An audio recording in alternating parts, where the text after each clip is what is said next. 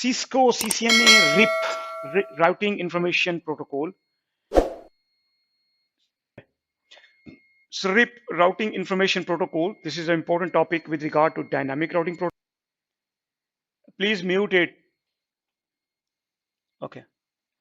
Okay. So we are discussing about the identify the types of distance vector routing protocol, configure RIP actually, explain the process of which link state routing protocol. That's sorry, different one. So distance vector algorithm. RIP uses the Bellman-Ford. So the name of the algorithm, the name of the process behind the scene, Bellman-Ford algorithm, as it is the routing protocol algorithm. Okay, so please keep in mind, IGRP and EIGRP use diffusing update algorithm, dual routing algorithm developed by Cisco. So you can see the purpose of the routing algorithm. So basically what the algorithm is doing behind the scene. So we are using Bellman-Ford algorithm as it is routing algorithm. So what it does actually is send and receive the update. It calculates the best path to install the route and it detects changing in the topology. So purpose of the routing algorithm, these are the three purposes as you can see. So first of all, let's say this router R1 and R2, they advertise their respective routes actually. So 172.16.1.0, 172.16.3.0. So when they advertise, when they are telling other neighboring router, and keep in mind these two neighbor router are on a common network. For example, the common network between them 172.16.2.0. So when you enable the RIP actually, it uses the Bellman-Ford algorithm. So what it does actually send and receive the updates, calculate best path and install the routes, detect and react the topology changes. So that's the job of algorithm. Routing protocol RIP. Now, what are the characteristics? So first of all, it sends the update every 30 seconds. It's send the update on the port UDP 520. Okay. RIP ing is based on the RIP version 2 with the 15 hop limitation and the administrative distance of 120.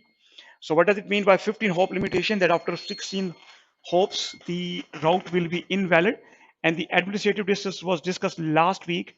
What is the administrative distance? If the two protocols are telling you the same information about the same network, who should you believe it?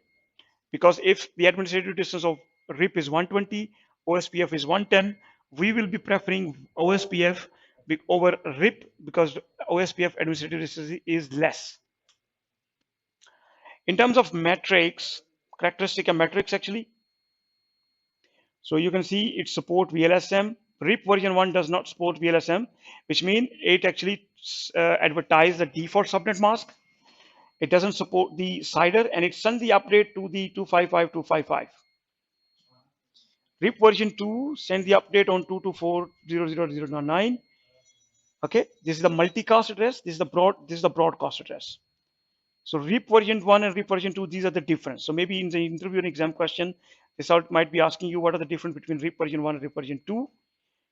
It supports CIDR, RIP version 2, summarization is support as well, authentication is support as well.